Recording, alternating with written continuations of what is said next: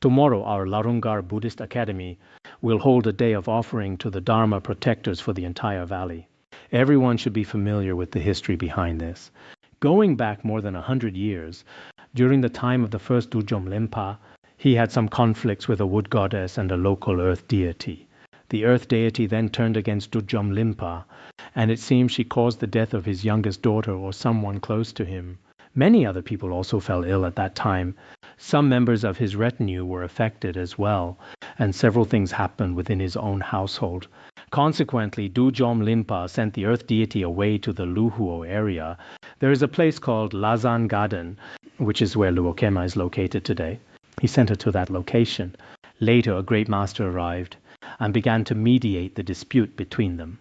After that, Dujom Lempa invited her back to the site where we now make offerings to the Dharma protectors. Upon her return, she transformed into a form of energy and merged into the summit of that mountain. They then made a mutual promise that on the 26th day of the 6th Tibetan lunar month each year, Dujom Lempa and everyone in the Larungar lineage would make offerings to her. In return, she would create favorable conditions and avoid any adverse ones. This was the promise that was made. When His Holiness Jigme Phuntsok Rinpoche was alive, we always continued this practice here. Since tomorrow is a special day, those of you who wish to go may do so. Regarding the divisions for men and women, there may be too many women now for the available space. The area for women is a bit narrow, whereas for the men, I am not sure how it was divided, as it was quite complicated. We will see how things go in the future. In any case, if you want to go and make offerings, you are welcome to. If you cannot go, you can also make offerings at home. For our various departments here, everyone can go unless there are special circumstances. Except for those in specific volunteer roles, it is also fine for everyone to take a little rest. For other Dharma friends of our lineage who are not at Larungar, you can participate through mental visualization. You can also make offerings to the Dharma protectors where you are. Since there are wisdom and mundane Dharma protectors, it is not strictly necessary to be there in person. Sometimes if I'm feeling lazy, I simply make offerings at home. I often think that walking all the way up there is quite difficult, and sometimes I am just too busy. It is better to offer at home. They will certainly come and receive it. That might just be my excuse for being lazy, but in reality it is perfectly acceptable to do so. Many people have left the Larungar for various reasons, but their hearts remain within this lineage. However, I must remind everyone that whether in mainland or abroad, some places claim to be branch institutes or monasteries of Larungar. It is best not to make such claims. We have never designated any place as a branch of our academy or a branch monastery of Larungar. We have not said this, nor is it the case. Avoiding these labels makes things more convenient for everyone. Of course, if you personally consider yourselves part of this lineage, no one can stop that. You can certainly follow our lineage and transmission. There may be just a few Dharma friends in some areas, or even just one or two in others. In some places, there might be more due to various conditions. Regardless of the number, this represents a transmission of the lineage. It does not mean we are trying to establish formal branches. Otherwise, it causes unnecessary worry in many places. Some people wonder if Larungar has established many branches, and if these branches will cause problems in the future. So let us be clear. The Buddhist Academy is the Buddhist Academy, and Larungar Monastery is Larungar Monastery. Beyond that, you all act individually. There are many Buddhist centers and monasteries worldwide, as well as many Buddhist academies. If you do a good job, even without claiming to be a branch of this academy, your propagation of the Dharma will naturally be complete. It will have already become that in essence. On the other hand, if you do not do things well, it will bring a negative influence to the academy. Therefore, whether making offerings to the Dharma protectors, attending our usual Dharma assemblies, or giving Dharma teachings, it is best for everyone not to use the name of Larungar. For example, in the context of Han Buddhism, using the name might cause some concerns. Relevant authorities also pay close attention and have their concerns. If formal branches existed, we would say so, but in reality, we should all practice and propagate the Dharma in our own individual ways. I hope everyone will keep this point in mind. Beyond that, there are no other major matters to discuss. The most important thing is that, for example, whatever practices we have here at Larungar, those with faith, karmic connection, and interest can each participate. For instance, if we are here reciting the Vajrasattva heart mantra together, everyone can join in this collective effort. If there are other important practices, we will also participate together. Beyond this, we are not like certain individual monasteries of the past that operated as exclusive centers, requiring a fixed annual payment or mandating a certain number of people to attend every year. We do not do that. If such restrictions existed, they would make propagating the Dharma and benefiting beings quite inconvenient. So, in various places, everyone still needs to apply wisdom and skillful means. We need skillful means, wisdom, and convenience. I recall that the other day we performed some recitations. Has the recitation for Katyayana sections been completed yet? The other day we finished the transmission recitation for Katyayana sections. Today we can simply recite the transmission for Venerable Aniruddha section.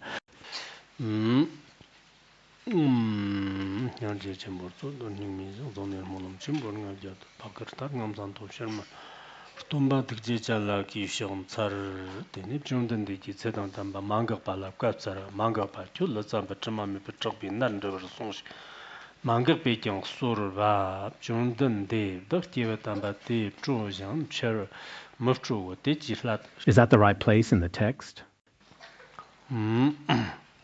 Chungden de dak ngomber tsang dia ba ti chi na ngomber tsar ba ti chi ngomber tsar ba ti chi na dāgan chīg sājīg nā chīg bātir cāngbā chīmbō gīwā lāp kūpā jīb shābīb gīpā cāngbā chīdāng lān chīg tīr nāngwar gīnīb dāglā dāgā lāwar tīm chīdīb dāgir kāngbā lām gōyib shīg shīnīb chūg chīgdīn kōtī dāglā ndirkī chīm chīgō zimbā māngag bā chūdib chūndīn dī jī lī mīg jān jīm chūg dōg sōna cēdāng dāmbā māngag bī lī mīg dī jirchit cīnchīn tōng dāgā tēlā ndirkī chīr mīzō Chokbo taga kowo nab chungden de shikya taba santi ji yang tong sum ji tong chimbo jikten ji kam nan dartarte hoy na kiwe mugdang dambi lagam tarata kirari njewe jakba jin dum tongo ji kam chipar jin dum gibada latsam batma me betchog bi shog der chi de da qirkan balam go shig jine daglan darki jim chogo zamba mangag ba li mugum ngumbar ndo shipim sanya tam gonde ngumbar ndo mshipim sanya tam karte te ngumbar ndo shipim sanya yenna shirur jim ngumbar shibar nga dam sonso jirte ngumbar ndo mshiba yenna ngumbar ndo mshiba nan dima shiba yende nam tongor manine nirten ji jirtem tongjam chine dagja mamchibar girte changba te kiwetam ba telapte ne terter tune ngumtsar de jirde shagshin dirke jirme so jirten limig jan kangla Chungden de meba sanjib chungden de na jirten na limig yende limig jande de dakam nyambar jagba nerkip tamchat nerkip kyang mandur va sanji ji jang tamchat kyang zigde ni jirapta shewa yang mayano Dene tsangba yok kur chi tambando tuni lopi samba lona me payan tobal tobal shanchab to simki chi tsang ne me shu bai di dagdang kiwa tamba te la shig ki te kibar mene tenyat ma kawar kirte dagyan popa mamchi per kirto dir latab dag kiwa tamba te zhō zhē xiāng qīwar mē zhō wō chī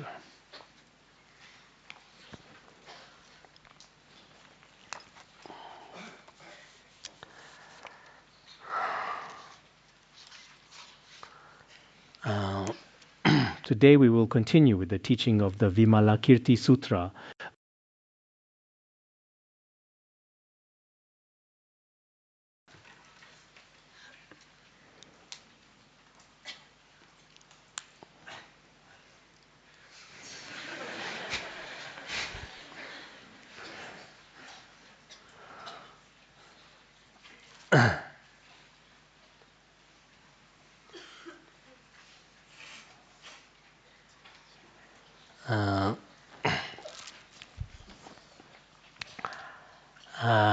Let us move forward with this classic text, the Vimalakirti Sutra. For this sutra, we will likely have 2 sessions during the coming week. They will be on Monday and Tuesday. Each week there may be about 2 sessions or so. This schedule will continue until around the 10th of September. Then there might be a pause for about 1 month. Perhaps you feel a bit restless about this, thinking, If we are going to study, we should just finish it all at once. If not, then let us just stop altogether. It is natural that you might think this way. But truly, sometimes on my end, it is unavoidable. When the winds of karma blow strongly, sometimes they blow us very far away. Sometimes they keep us very close. And sometimes, just as they are about to blow, they settle down. So the winds of karma behave in ways that ordinary people cannot always imagine. The winds of my own karma and the winds of your collective karma are different. Conversely, this situation is actually the collective karma of all of you as listeners. Ultimately, it is our collective karma. Therefore, we have no choice but to accept this temporal arrangement. Of course, I am making every effort to accommodate everyone. Since some of you have your own schedules, you should make your own preparations accordingly.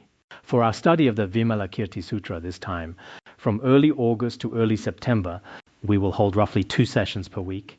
We may also continue teaching the classic of filial piety and the precious garland of the supreme path. As for other courses, I do not need to detail them here. In short, when you study, you must treat this as a very important course within your life. This is not simply because it is my course. In reality, the value of any knowledge we study depends on how seriously you take it. If you value it deeply, the blessings you receive, the transmission and the results you gain will be completely different from those of others. If you forget today, lose interest tomorrow, find excuses the day after, or fall asleep because of a bad mood, using all sorts of reasons to stop, then it shows that you do not value it. Consequently, the results you obtain will be quite ordinary. Therefore, in the learning process, everyone should consider how much importance you place on this Dharma. Do you truly have faith? I have heard that many people feel especially interested in this Mahayana classic, the Vimalakirti Sutra. One reason is that this sutra directly teaches us methods for transforming afflictions into the path.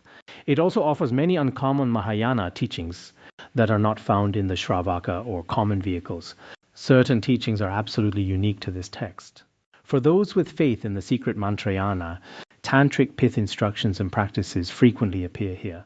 These are profound methods of practice. So for many people, this is quite fascinating. Furthermore, this text is not like Buddhist logic or the ornament of clear realization, where a single line of reasoning continues until the very end. In this sutra, a new character appears one moment, and another appears the next. So we all likely have a sense of curiosity, wondering what happens to Mahamaugalyayana. Previously, we shared the story of Sariputra, followed by Mahamaugalyayana, then Venerable Kashyapa, Subhuti, and Venerable Purna. We have already covered 5 great Shravaka disciples of Shakyamuni Buddha. The stories of all 5 great disciples have been told. Within each story, various methods of practice have been illustrated. We will continue to discuss these later. Today, we will share the stories of Venerable Katyayana and Venerable Aniruddha. After that, we might teach the stories of Upali and Rahula. Then we will discuss Venerable Ananda. Within this chapter, we discuss the 10 great disciples of the Sravaka tradition. Among the Buddha's disciples, one is foremost in supernatural powers and another is foremost in wisdom. One is foremost in ascetic practice and another is foremost in understanding emptiness. All along we have been discussing who is foremost in their respective fields. They are all ranked as number 1.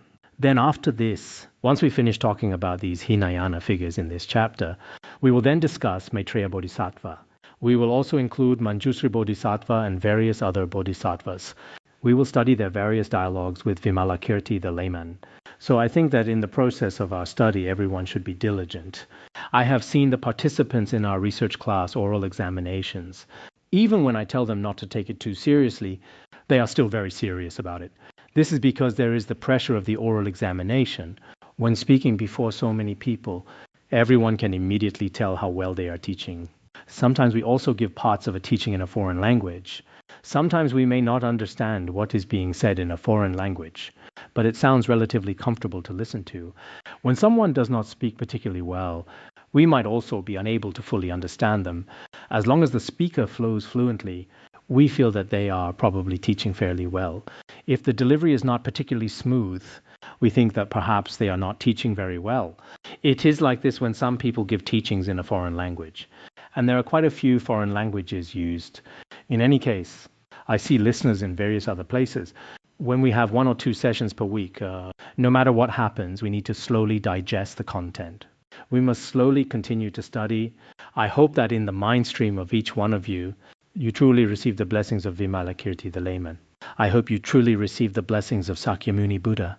In this way, after we study this sutra, perhaps we will have a comprehensive overview and some distinctive understanding of the entire Mahayana canon.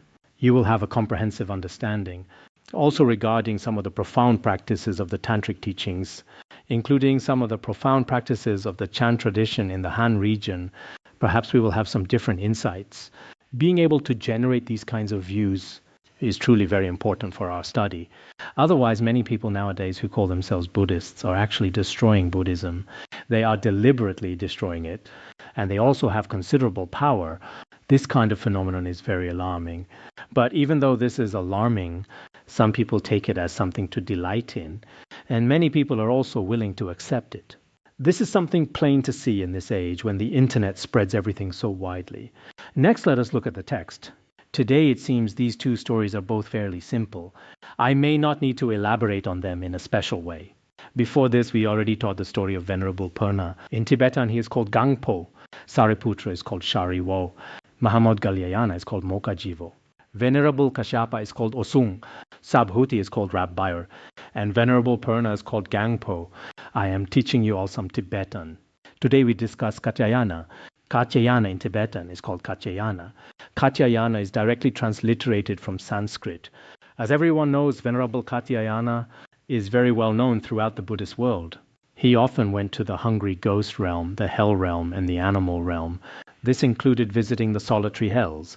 He visited many different lower realms to understand the karma of beings from their past and present lives. Then he would give pith instructions and return to the human realm. It is just like what we now call spirit guides, who frequently go to the bardo. They observe the experiences of suffering and happiness of the beings there. This kind of arhat is truly outstanding. In some Buddhist historical records, it describes who he was during the era of Sakyamuni Buddha. When the Buddha had just been born, a Brahmin, who was also a sage, came to read the signs. He said if Sakyamuni Buddha renounces the world, he will become a Buddha. If he does not renounce, he will become a universal wheel-turning king. The person who read those signs was the maternal uncle of Venerable Katyayana. Since his childhood, there were 2 children in his family. His family circumstances were quite good. His father was also a great national teacher. His elder brother was very wise and had especially many disciples. Later on, Venerable Katyayana also became very wise as he grew up.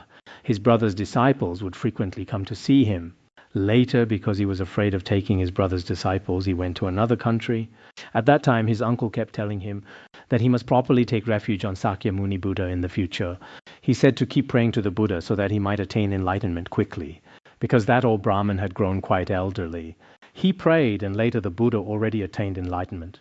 By then, the old Brahmin sage had already passed away. Finally, through various conditions, he took refuge in the Buddha within Buddhism. He recalled the instructions his uncle had given him previously. Then within the Buddhist tradition, he took ordination. He eventually attained arhatship. He was such a truly outstanding arhat. His skillful means for benefiting beings were also quite special. It seems I may have mentioned this before. I am not sure if I did. There was a very brutal person who had some servants. There was an old maidservant who was regularly mistreated. Once she was carrying a water jug to the river. She was weeping and lamenting because she felt life was especially bitter. She very much wanted to leave this world. At this time, Venerable Katyayana asked the old maidservant why she was so upset. She said that she was in tremendous suffering. She said she was regularly mistreated. She had no place to live, no food to eat, and felt life had no meaning. Some pessimists today are also like this. They say that life has no meaning and they want to die. Actually, saying that life has no meaning too often is not good. One should think that life is very meaningful. Sometimes we may generate some renunciation, but we cannot constantly be in that state. Otherwise, as modern medicine says, people in a bad mood gradually accumulate many diseases in the body. More than 200 kinds of illness are caused by low spirits. So on the surface, it may seem like the body's own physical condition, but there is also this psychological explanation in reality. The old woman was weeping and wailing all along. Then Venerable Katyayana said it was unnecessary for her to be so poor. He said she should sell her poverty. The old woman said, "How can anyone sell poverty?" She said she was so destitute that there was nothing she could do. Venerable Katyayana told her that there was actually a way. He said if she gave him a jug of water, her poverty would come to an end. So the old woman drew a jug of water and offered it to Katyayana. After Katyayana made the dedication of merit, the old woman passed away and was reborn in the heavenly realm. In all future lives she was free from poverty.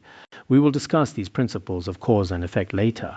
At present there may be a few people among us who carry some Western influence thinking. When we want everyone to understand certain stories of principles or historical accounts, I hope everyone will approach them with a positive attitude. Relying only on rational logical reasoning and acknowledging nothing else is in reality also unreasonable. Regarding each person's own life story, if told before others, others do not necessarily fully accept it. But in each person's life, many unimaginable things also happen to everyone. Currently, some individual ways of thinking are severely biased. People with bias receive wisdom that is also incomplete. Therefore, let me first briefly introduce him. Venerable Katyayana is this kind of person. In history, he is also called foremost in elucidating meaning or foremost in discourse. Regarding explaining the contents that the Buddha spoke of, he was capable of explaining the Buddha's true intention and meaning. In this field, he was also extremely skilled. Regarding the Buddha's definitive and provisional teachings, he had a particular strength in explaining many of these principles. Then, following on, the Buddha told Venerable Katyayana, "You go inquire about Vimalakirti's illness." The 5 great disciples before him did not want to go. So today I am asking Venerable Katyayana to go. You who often visit the hell realm and the hungry ghost realm should go on my behalf to see Vimalakirti the layman today. He has been seriously ill for a long time. He has not come out for several days. You should go and inquire about his illness. Then at that time Venerable Katyayana addressed the Buddha. "World-honored one, I dare not accept your instruction to go inquire about his illness." He said he could not handle the task of visiting Vimalakirti the layman. What was the reason for this? What was the reason he felt this way? He recalled a time from before. I remember once in the past when the Buddha briefly explained the essentials of the Dharma to some bhiksus. Mainly they were discussing the 4 Dharma seals. These are the 4 Dharma seals that we discuss in Buddhism. At that time, Venerable Katyayana was responsible for tutoring. It was like what we have now, where teaching assistants follow up after the master has finished teaching. The assistants then teach it further. I see that some teaching assistants are particularly absorbed in their work. Some teaching assistants even dance with great delight. That is fine, because whenever we tutor, there needs to be a kind of feeling. Feeling is still very important. If you don't feel it yourself and then try to explain it to others, then the others will also easily fall asleep. I'm not sure exactly how Venerable Katyayana delivered it at that time. But anyway, after the Buddha finished his teaching, Katyayana would then expound on the underlying meaning. He would explain the things the Buddha had taught. So what we now call tutoring is very important in the classroom. As I have also mentioned before, after His Holiness Jigme Phuntsok Rinpoche finished teaching, there would be a large-scale tutoring session. Then the large-scale session would be divided into small groups. After today's teaching, we might have 1 or 2 tutoring sessions. Then the next morning, we continue to tutor on the content from yesterday. In this way, whether it is a very simple teaching on cause and effect, or a very profound Madhyamaka or Tantric teaching, this kind of repeated tutoring is actually very effective. Since our time is limited here, I do not want to take up the other Dharma Masters class time. But after class, I basically set aside about 15 or 20 minutes for people to take turns here. When certain individuals do the tutoring, there is still a real sense of feeling. At those times, everyone should still take it seriously. We hope to have lay teaching assistants in the future. Having lay teaching assistants is truly necessary. Lay Dharma masters are also necessary. In reality, from the perspective of Buddhism itself, there is no requirement that Dharma teachings must be given by monastics. Look at Vimalakirti the layman, as he not only teaches other lay people, but he also teaches all the monastics and arhats. And these arhats, one by one, dare not visit him because of the power of his teachings. So among our lay people, there should also be those like Vimalakirti. They should be able to teach bhiksus, bhiksunis, khenpos, and khenmas, who all sit below with proper conduct, respectfully joining their palms and prostrating. However, some lay people are rather arrogant. It is best to have a solid foundation of study, reflection, and practice. Otherwise, empty talk is useless. If you know nothing yourself yet talk all the time, then that has no meaning. For someone who truly understands the Dharma, whether they are a lay practitioner or a monastic Buddhism makes no distinction in its core teachings. In some places nowadays, lay people are also being recognized. It is said that in the future there will be geshis and also geshimas. Among female lay practitioners, there can be geshimas. In the Nyingma and Kagyu schools, it is quite common to speak of Khenpos and Khenmos. So in the future, among our lay people, there can also be Khenpos and Khenmos. Previously, a Khenpo was definitely a monastic. In the future, we might see people with long hair holding the title of Khenpo or Khenmo. Currently, due to traditional reasons, addressing them directly like this may be difficult because changing a tradition requires major reform, and there are many opposing voices. So it may not be implementable immediately, but from the perspective of Buddhist teachings, we can see from the story of Vimalakirti, the layman, that if a layperson is truly capable of teaching the Dharma, then monastics can also listen to them. This is indeed the case within Tibetan Buddhism. There have been past Vidyadharas and Tantrikas who were truly outstanding. Take, for example, the first Dujom Limpa and Dilgo Khyentse Rinpoche, including Jigme Lingpa. Consider the wisdom they left behind. They appeared to be lay people, but in reality they were truly extraordinary. So even if you yourself are a monastic, I hope you do not exclude lay people as if lay people occupy an inferior position. Bhiksus, bhiksunis, sramaneras, and sramerikas are at the top, while upasakas and upasikas are placed below. Do not think that way. We should reflect more deeply on the story of Vimalakirti the layman. As for what the future specifically holds, the number of monastics available to propagate the Dharma is limited. This is true both domestically and internationally. Some say their situation is quite difficult and ask if we can send some Dharma masters to them. They say if Dharma masters reside there, then they have hope to propagate the Dharma and continue building their Dharma center successfully. They feel if Dharma masters do not come, all the lay people will scatter and nothing can be done. Many people express this a lot. But in reality, lay people should still establish centers and uphold the Dharma in their own way. That should be perfectly fine. Am I speaking a bit too fast? I'm doing it deliberately sometimes, because speaking a bit faster is quite good. I used to speak relatively quickly in the past. Later people told me I was speaking too fast. Now I consider myself to be quite slow, don't you think? What was this story about? At that time, Venerable Katyayana was tutoring. What was the content of his tutoring session? He taught the meaning of impermanence, suffering, and emptiness, as well as no self and extinction. He was explaining these 5 layers of content. Actually, the meaning of emptiness mentioned here is absent in the Tibetan version of the text. However, all the Chinese versions include it. Only the Japanese version does not have it. The Sanskrit, the Tibetan, and one of the Japanese versions likely all come from the same original source. The other versions all include these 5 layers of content. They cover impermanence, suffering, emptiness, and no self, plus the meaning of extinction. Our Tibetan version only lists impermanence, suffering, no self, and extinction. The content he was tutoring was actually these 4 Dharma seals. At this time, Vimalakirti, the layman, arrived. He often shows up in this way. Actually, sometimes we really need to do the same. Venerable Katyayana often goes to the hungry ghost and hell realms.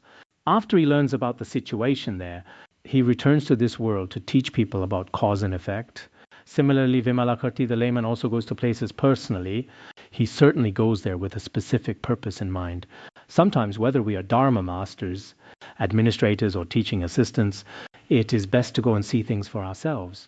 Today, I told some of our individual volunteers that just sitting in the office writing a document or sending an email or WeChat message without further action is not enough to get many things done properly. I hope that our Dharma masters and anyone doing this work will participate personally and not be lazy. When you participate personally, the result is completely different. Look at Vimalakirti, the layman, as he does not just rely on hearsay. He is not like that at all. He goes personally to see where teachings are being given, where meditation is happening, and where beings are being benefited. This makes Vimalakirti, the layman, truly extraordinary. He must be very busy, yet he still goes personally every time. This is something we should all learn from him. In the future, I hope our great Dharma masters and those with some status do not just become complacent and lazy. That is not a good path to take. Whether you are managing a Dharma center or benefiting beings by teaching the Dharma, do it personally. And going personally does not mean only visiting people you like. For example, if you happen to love the arts, you should not only meet people from the art world. Do not ignore those you might dislike at the lower or middle levels. It should not be that way. You should go and meet people from all backgrounds. If you truly want to benefit sentient beings, you need to engage with people at every level. Furthermore, you should maintain a very warm and kind attitude when meeting them. In this way, you will learn a great deal yourself, and sentient beings will also benefit. When it comes to benefiting beings, some people nowadays only seem interested in certain groups.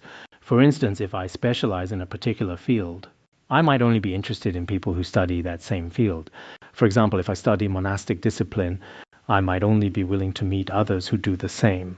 I would not want to engage with anyone else. I might avoid those who seem unrelated to my interests. Actually, that is not a very good approach. Therefore, as I just mentioned, even if we ourselves study monastic discipline, you should not think that you can ignore everything else. Do not refuse to engage with others or reject different paths. That is probably not the right way, because you cannot instantly change the fate of many people just because you want to. So while they have their own karmic connections, we should also provide them with skillful methods. This applies to eminent masters and worldly people alike. Some might drink alcohol, eat meat, or engage in various improper behaviors. We may not be able to change this for the time being. Perhaps it is not even necessary to change it, or perhaps it is simply impossible. But in those moments, we can still find a great deal of common ground with them. So this is an aspect that deserves some thought. Now let us look at the content he was tutoring at that time. While he was in the middle of his tutoring, Vimalakirti the layman arrived. Upon arriving, he said hello to Katyayana. He said not to use the mind of arising and ceasing to expound the Dharma of true nature.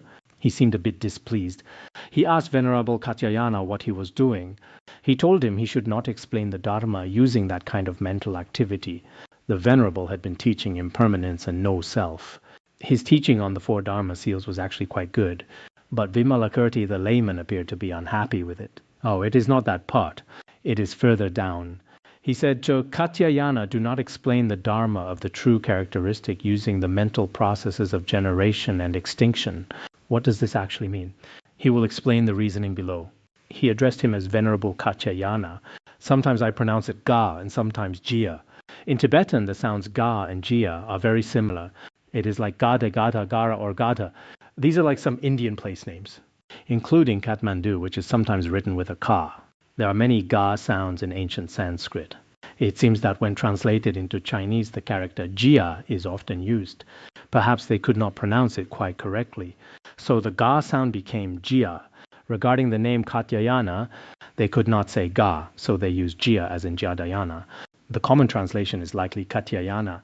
Sometimes the sound we say as Ra becomes Ya. Regarding some pronunciations in Tibetan, it seems English pronunciation is quite similar to Tibetan. Chinese pronunciation is a bit more difficult. So in our pronunciation sometimes, saying Katyayana is fine and Gadayana is also fine. I am mentioning this so you can understand it from multiple angles. Vimalakirti said to Katyayana, Katyayana, the dharmas are ultimately neither generated nor extinguished. This is the meaning of impermanence. This means that while Katyayana was teaching impermanence, the way he taught it was different. Katyayana had been teaching impermanence just like we do now. We usually think that if something arises and then ceases, that is impermanence. When a person is alive and then suddenly dies, we say that is impermanence. For example, the flowers we saw the other day were different colors. But now these are basically Tibetan autumn flowers. The summer flowers from before arose and have all died now. As for these autumn flowers, they are temporarily alive but will soon be gone as well. Usually when making offerings to the Dharma protectors, we see no flowers. But this year, probably because of the heavy rain, we can still find some. Some of them were picked from gardens. I feel that cultivated flowers are not as rare. Wild flowers are still a bit better. Actually, all of these flowers are very good. There are many different kinds. The Tibetan region truly has some very fine ones. Originally in the Sravaka tradition, arising and then ceasing is what they call impermanence. But Katyayana was told that all dharmas ultimately do not arise. The Tibetan text says they did not arise in the past. It is impossible to arise now, and they will not arise in the future. Since there is no arising, extinction is also impossible. They did not cease in the past, cannot cease now, and will not cease in the future. In this way, they are unborn and unceasing. This unborn and unceasing nature is the true meaning of impermanence. Because if they are unborn and unceasing, nothing exists permanently. That is the real meaning of impermanence. Perhaps you have not known this before. We usually think of impermanence in the ordinary Sravaka sense. But in reality, what we consider to be arising and ceasing is just a form of conceptual thought. In the true Dharmata, there is no arising and no ceasing. The Mahasanipata Sutra says that although the nature of the Dharma Dhatu has no distinctions, beings create distinctions through their inverted minds. The Uttara Tantra Shastra also teaches something very similar. Arising and ceasing do not exist in the nature of the Dharmata. However, before the inverted conceptual thoughts of beings, or within that dimension of illusion, various ideas of arising, ceasing, and conceptual thoughts appear conventionally. All kinds of things will arise. Therefore, many of our Dharma masters may have taught in the past. What is impermanence? Everyone knows what impermanence is. This flower has already arisen and then it will be gone. My relative just passed away 2 days ago. This is impermanence. Lama Chenno. They teach impermanence in this way, but their teaching is the same as Katyayana's and it is technically incorrect. True impermanence is understanding the unborn and unceasing nature. When you realize this, you see there is nothing permanently existing. This is a very profound Dharma. The impermanence we discuss conventionally might be as I just described. But in the true ultimate meaning of impermanence, there is no arising or ceasing whatsoever. This was the first point where his teaching was corrected. The second point was, the 5 skandhas are empty throughout with no arising. This is the meaning of suffering. This is the true meaning of suffering. What does suffering really mean? Katyayana likely taught what is stated in the 400 stanzas on the middle way. All that is impermanent is suffering. He thought that whatever is impermanent is entirely suffering. Because it was here before and now it is gone, it feels very painful. I'm losing my looks. How painful! My family has gone through a divorce. How painful! So many impermanent causes lead to the appearance of suffering. Perhaps Katyayana also believed this is what suffering means. But the true meaning of suffering involves the 5 skandhas. These are the 5 aggregates. They are form, feeling, perception, formation, and consciousness. When you penetrate the 5 skandhas as empty and realize they are unoriginated, meaning they do not arise and have no production, that is the true meaning of suffering. What is the true meaning of suffering? Suffering does not simply mean feeling terrible. It is not referring to the suffering of change, or pervasive suffering. The true meaning of suffering here is that the nature of the 5 skandhas is originally and entirely empty. This emptiness has never arisen from the very beginning. This is what is truly called suffering. Actually, to understand suffering, one needs to penetrate the nature of the 5 skandhas. That is the actual meaning of suffering. It refers to the true nature of the 5 skandhas. This true nature is a very profound principle. You can understand it this way, as this is the core principle. This is the meaning of suffering.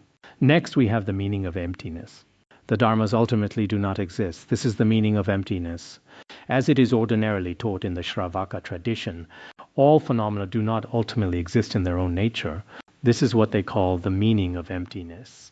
But the emptiness being discussed here means that all dharmas are without anything, and even this emptiness itself does not exist. This is the true meaning of emptiness. In this state, both empty and non-empty do not exist.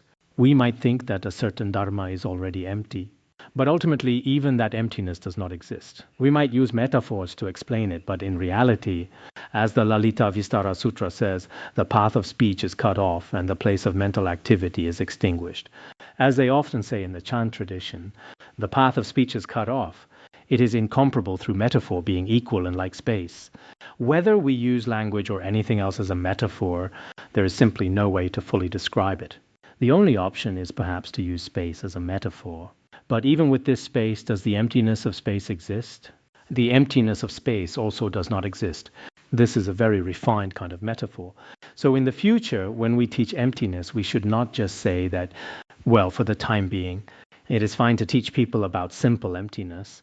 But the ultimate meaning of emptiness is that even emptiness itself does not exist. This point is very important. This is the 3rd layer of the teaching. Then we have the 4th layer. There is no self in the self, yet no duality. This is the meaning of no self. The previous passage about emptiness, the dharmas ultimately do not exist. This is the meaning of emptiness, is missing in some individual versions of the text. That is because it is an extension of what came before. Self and no self are not two. This is the true meaning of no self. What does no self mean in this context?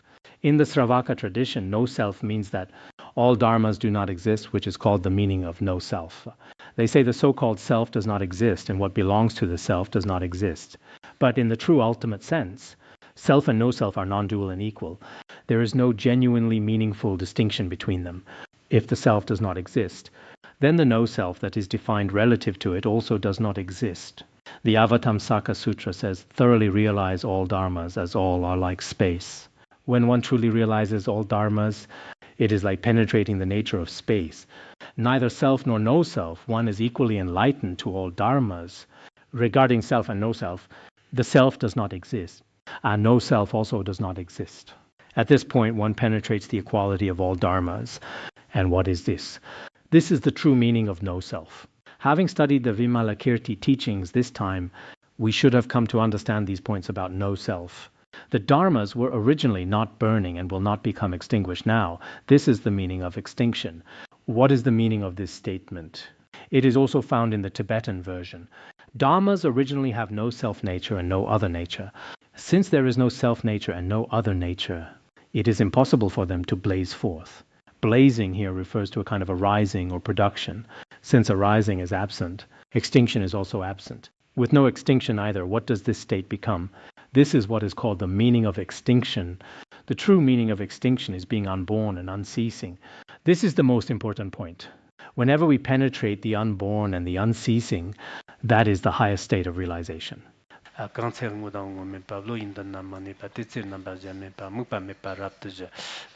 way of the Bodhisattva says, if neither real nor unreal dharmas can remain before the mind, at that time with no remaining signs and without an object there is supreme extinction. As this verse from the way of the Bodhisattva explains, in the end all remaining signs are absent and nothing is apprehended. That is true extinction. The Avatamsaka Sutra also says, all dharmas are unborn, and likewise also without extinction. Dharmas are without arising. And without arising, extinction is also absent.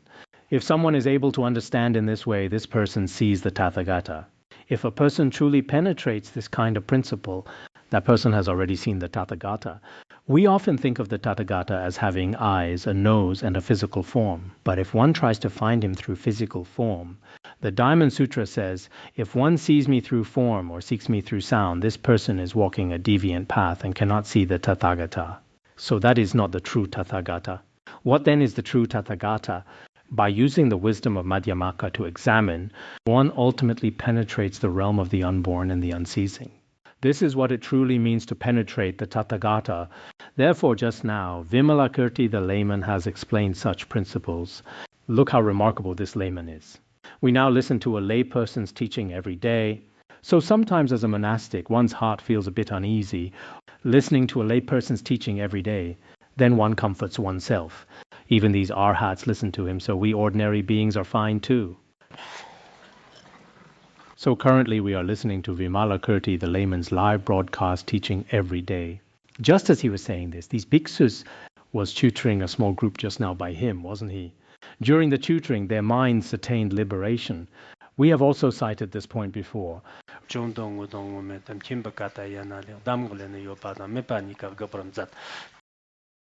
Root stanzas of the middle way, likely in the 15th chapter, specifically discusses the examination of existence and non-existence. Within that chapter, there are specific teachings given to Katyayana, root stanzas of the middle way, chapter 15. The examination of existence and non-existence states, the Buddha eradicates existence and non-existence. What is spoken of in the Sutra for Katyayana is, apart from existence and apart from non-existence. I recall that in Mifam Rinpoche's commentary, he specifically cited a text called the Katyayana Sutra. In the Katyayana Sutra, it says that worldly people sometimes cling to existence and sometimes to non-existence. And because of that, they can never attain liberation. The Buddha already said this in the sutra dedicated to teaching Katyayana. All things that exist and all things that do not exist, both of these are extremes. So one must depart from the extreme of existence and the extreme of non-existence.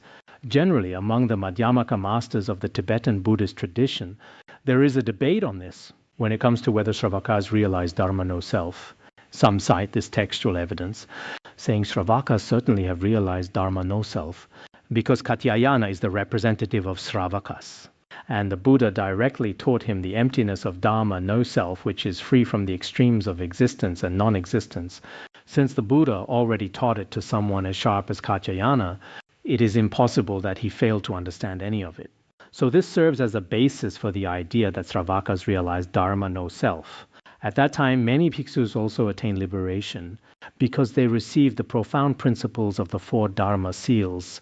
I hope that in the future, whether it be Dharma masters or Dharma friends in their own practice or when teaching others, everyone will penetration these kinds of principles. The story of Katyayana has now been completed. Next, we will tell the second story. The Buddha told Venerable Aniruddha. The Buddha asked him to go and visit Vimalakirti, the layman, to inquire about his illness. Venerable Aniruddha is foremost in the divine eye. You see, I am holding 2 rosaries on one side while talking and doing this. He is foremost in the divine eye. What does it mean to be foremost in the divine eye? It seems this was mentioned before. It is also discussed in the Abhinishkramana Sutra. When the Buddha was teaching at that time, Venerable Aniruddha was especially drowsy and slept in late all the time. Then the Buddha scolded him. If you sleep like this, your fault is very great. You are just like clams, snails, and mussels in the water. You are just like those creatures. 1,000 years will pass and you will not see the Tathagata, and the fault is very great. Did you take ordination previously just because you feared bandits or the law? You are not genuinely here to study and practice. Upon hearing this, Venerable Aniruddha felt especially ashamed. He immediately made a vow, I will never sleep again from now on. He was a bit extreme. Sometimes he would fall asleep during class, and sometimes he would not sleep even during his ordinary time. He said, I will never sleep again, and he practiced diligently. He practiced diligently like this for 7 days and 7 nights.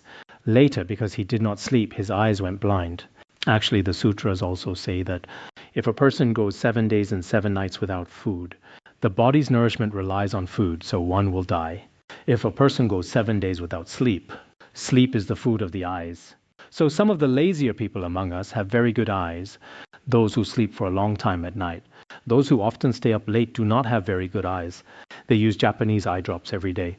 Sometimes the drops end up going into their noses. In the biography of the Dakini Vaisaravi, she had already passed away at that time. A Rinpoche named Chaim was very saddened and cried. While he was crying, she had basically already passed. The outward breath had already ceased. When that venerable one wept, one of his tears fell into her ear. At that moment, it was as if the Dakini's heart had been stabbed and she came back to life. That is the story. So sometimes a single tear or a single drop of water can still hold tremendous power. I just inserted a small digression there. At that time, his eyes went blind. After he lost his sight, the Buddha gave him his blessings and transmitted a samadhi called joyous vision illuminated by Vajra to him. It was then that his divine eye opened, allowing him to see all things in the world. This is how the history of Buddhism explains the origin of his divine eye. Since this story is relatively simple, I will not elaborate further. Venerable Aniruddha addressed the Buddha, World-honored one, I dare not accept your instruction to go inquire about his illness. What is the reason? I remember one time when I was circumambulating and walking in a certain place. At that moment, a Brahma king named Adorned Purity, in the company of 10,000 Brahmas generating pure radiance, proceeded to where I was. They prostrated to Venerable Aniruddha and asked him, It is said you are foremost in the divine eye. How much, Aniruddha, can you see with your divine eye? What is the range of what your divine eye can see? How much means how far he could see. At that time, Venerable Aniruddha answered, Sir is an honorific form of address for that Brahma king. In Tibetan, the word is jubu, which means friend. Actually, many of us nowadays, let us not go there. He said, with my divine eye, I see the Trichiliocosm of Shakyamuni's Buddha land. He could see the entire Trichiliocosm, as if I were looking at a mango in the palm of my hand. Amalaka fruits are similar to mangoes. If we hold an Amalaka fruit in our palm, we can see it clearly at a single glance. So he was able to see the entire Trimegachiliocosm at that time. Sometimes when we mention the Trimegachiliocosm or other Buddhist terminology, people wonder if Buddhism has too many inconceivable concepts. When we tell stories on such topics, some people might find them hard to accept. However, we can continue to examine this further. I will touch on this briefly in a moment. Just then, Vimalakirti the layman arrived. He told me our Aniruddha is the seeing of the divine eye. He was not just talking about the vast range of the Trimegachiliocosm. In fact, that is already a very vast area. It is already inconceivable to the average person's imagination. Then Vimalakirti, the layman, appeared again.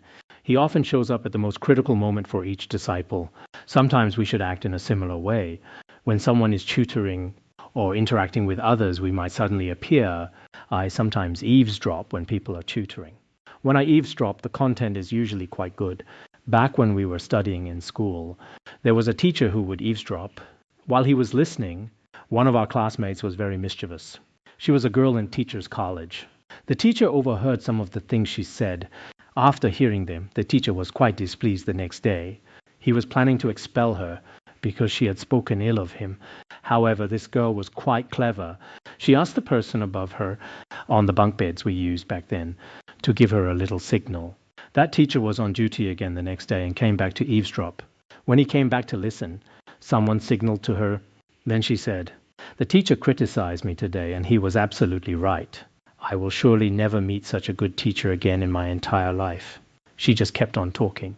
Even now when I think about it, I am so lucky to have met such a good teacher in this life. Just look at this teacher's wisdom and his virtue. It is truly remarkable. She went on and on for a long time.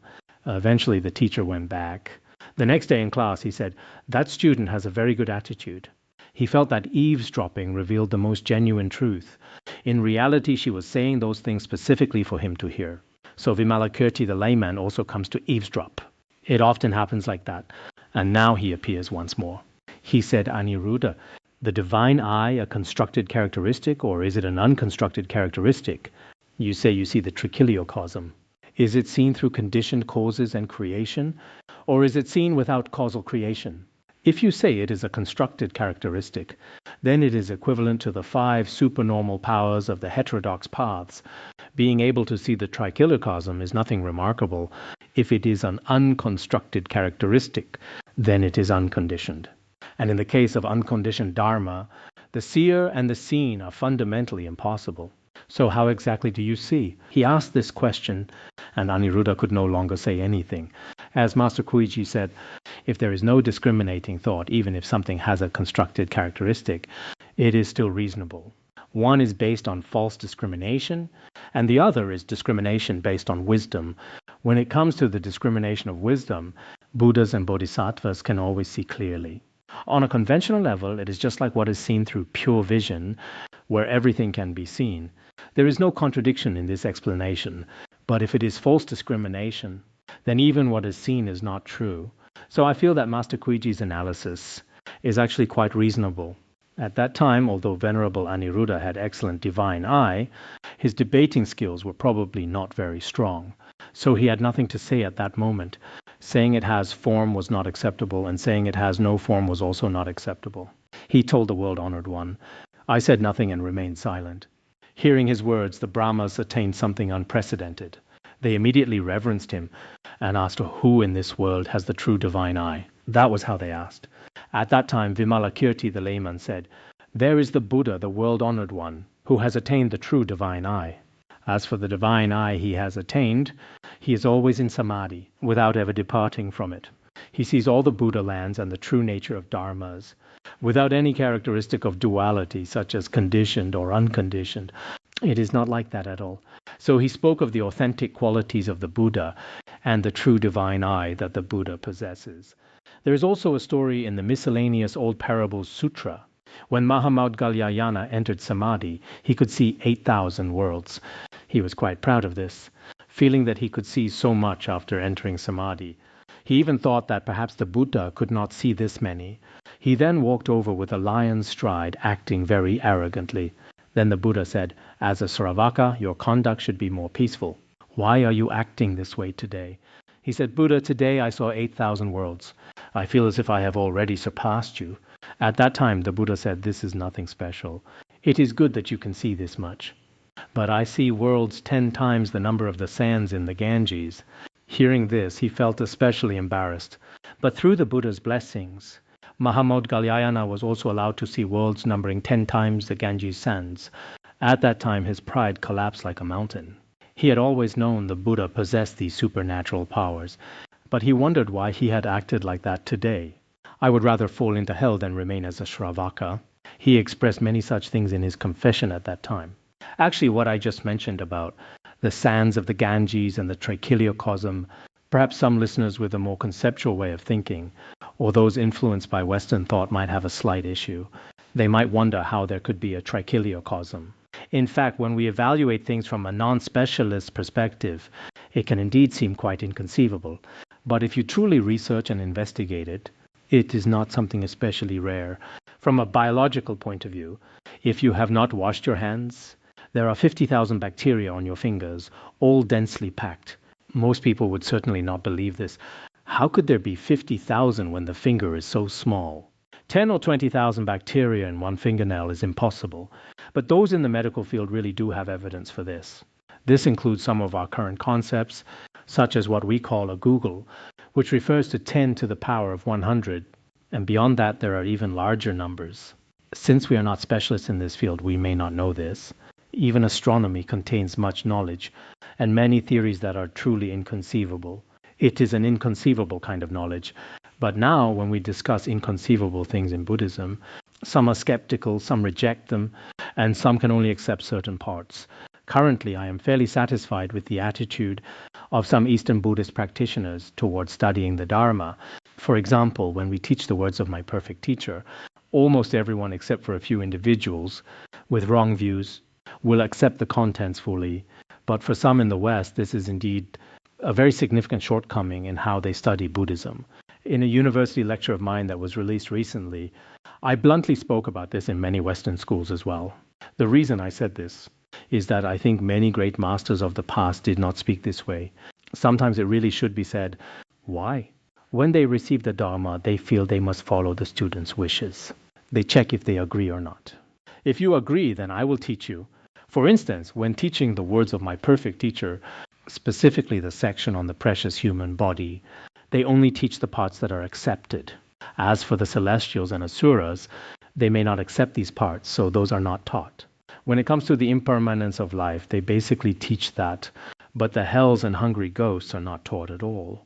And when they reach the defects of samsara, basically none of it is taught. Since those are not accepted, they are not taught to them. When teaching karma and cause and effect, they might only mention the immediate karmic results of this life. They also do not teach many things regarding future lives. When they teach about taking refuge, they only cover certain parts. The same applies when they teach about bodhicitta. They only talk about compassion and love toward fellow humans. Aside from this, they say nothing about all sentient beings. In particular, they avoid teaching compassion toward animals. So regarding some Western masters, perhaps they lack the necessary ability, or perhaps it is because their culture is quite dominant. Some Western scholars study Buddhism in a way that essentially yields nothing of substance. Our Dharma can be classified into definitive and provisional meanings. If it is the definitive meaning, you should accept it entirely. This is like how people in Tibetan Buddhism approach it. Even if you do not fully understand everything, you can still accept the teachings. If you approach everything with an attitude of rejection, you will never be able to accept it yourself. Therefore, in the West, it sometimes seems their understanding of the Dharma is not very deep. There is actually much they do not understand. It is not because they are especially wise. While they have creativity and inventions in science and technology, when it comes to Buddhism, there is no innovation at all. Instead, some individuals have even established a new view. They claim to be pure Buddhists, while refusing to accept past and future lives. They also write their own treatises and translate works like The Way of the Bodhisattva. Some of them work in universities and even took ordination in Tibetan Buddhism before. Logically speaking, many of their actions are quite pitiable, lamentable, and a sign of delusion. Yet many beginning Buddhist enthusiasts and followers still pursue them. There is a whole group of people like this. There is also another group that takes elements from Buddhism and mixes them with Osho yoga and various other schools. They then form their own doctrines or sects, calling them the luminosity school or the emptiness school. Actually, they are just taking things out of context from Buddhism to establish their own schools. Many young people then say, wow, you have a unique position and true creative ability. I want to join your school. It really suits my conceptual way of thinking. Actually, these people deliberately gather parts from Buddhism and assemble them like spare parts. Ultimately, it just becomes a fake sect. That is one group of people. As I mentioned, there is also the group that studies the words of my perfect teacher, but only accepts the parts that suit them personally. They still say, I am a Buddhist. But strictly speaking, they are not true Buddhists, because many followers have great faith but lack comprehensive study, reflection, and practice. They are easily misled. When they encounter these groups, some of which have financial interests, they get drawn in. By establishing their own factions and promoting them through various means, they attract practitioners who have not studied for a long time. Without relying on a genuinely good spiritual teacher, these people do not know what Buddhism is or what its true content entails. They are only interested in the name Buddhism. Then, those people spread their teachings in that manner. Some even charge a great deal of money to do so. Once they gain some fame and material offerings basically arise together.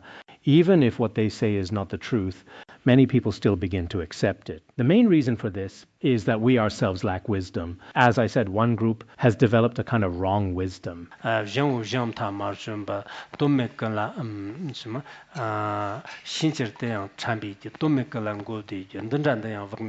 Mifam Rinpoche has a teaching that should be in the treatise on the modes of being. This is a very fine teaching. I hope that those of you who study and practice will remember it. He says, clever wisdom not yet perfected, clever wrong wisdom becomes the cause of cunning. Clever wisdom not yet perfected means, for example, you have studied Buddhist logic or other subjects, but your wisdom is not yet complete. So this clever wrong wisdom becomes the cause of cunning behavior. Once that happens, what follows? Full of devious schemes and seeming clever, this is the fault of heedlessness. Such a person ultimately does all kinds of bad things. And when they do, they are especially cunning about it. These people know exactly what the weaknesses of sentient beings are. They also know what people currently like. For instance, they take the buzzwords people use online, the kind of language that people especially love, and combine those terms with Buddhist content. So many young people should properly memorize this teaching. His Holiness Jigme Phuntsok Rinpoche frequently cited this teaching. If your clever wisdom is perfected, the principles of both exoteric and tantric traditions will be clear to you. Then it becomes completely obvious who is deceiving or enticing you. But if your clever wisdom regarding the 5 major treatises and exoteric or tantric principles is not yet perfected, and if your wrong wisdom and wrong views have become the cause of cunning in front of others, and if those are tied to your finances, fame, and many of your own personal interests, then you are capable of doing all kinds of bad things in this world. You might commit all kinds of evil acts. In the end, some people are found out within this lifetime, while others are not. What is the cause of this? It is caused by our usual heedlessness and lack of right knowledge and mindfulness, as well as the fault of lacking wisdom. Therefore, I hope that all current Buddhists will take careful note of this. This even includes those who were previously ordained, but later began claiming to be Buddhists who do not accept past and future lives. They claim to be Buddhists who do not accept samsara. There are many such strange people in the West now, yet many people are especially fond of them. So when some Buddhist practitioners seem to lack the wisdom to step forward, a few eminent masters will speak up online or in different contexts. However, some individual practitioners are only running around for their own personal interests. Regarding certain genuine views of Buddhism, they might lack the ability to speak, or perhaps they are afraid, unwilling, uninterested, or have no opportunity to do so. Whatever the case may be, there are various circumstances. In any case, we need to be careful. In a moment, after the Dharma friends here at Larangar finish reciting the King of Aspiration prayers, I still have a few words to say, so please wait a moment. Our teaching on the Vimalakirti Sutra for today has already finished. Let me see if this part is finished. Oh, it is not quite finished yet. A little remains. At this, adorned purity Brahma king and his attending 500 Brahma kings, though the Tibetan text mentions 10,000. Weren't there 10,000 earlier? All of them generated the intention to achieve Anuttara Samyak Sambodhi. If some sources say 500, perhaps only a portion of them generated bodhicitta, but the Tibetan version says 10,000, which makes sense since there were 10,000 originally. They all generated the intention to achieve Anuttara Samyak Sambodhi. They bowed to Vimalakirti's feet, then instantly disappeared.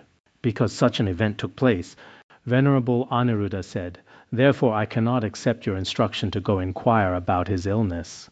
The story of Venerable Aniruddha is now finished.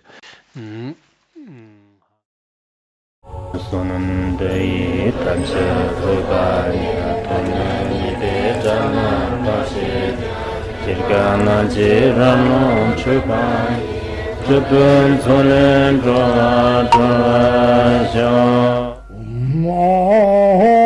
bandar gar badma sadar da bandar gar badma sadar bandar gar badma sadar da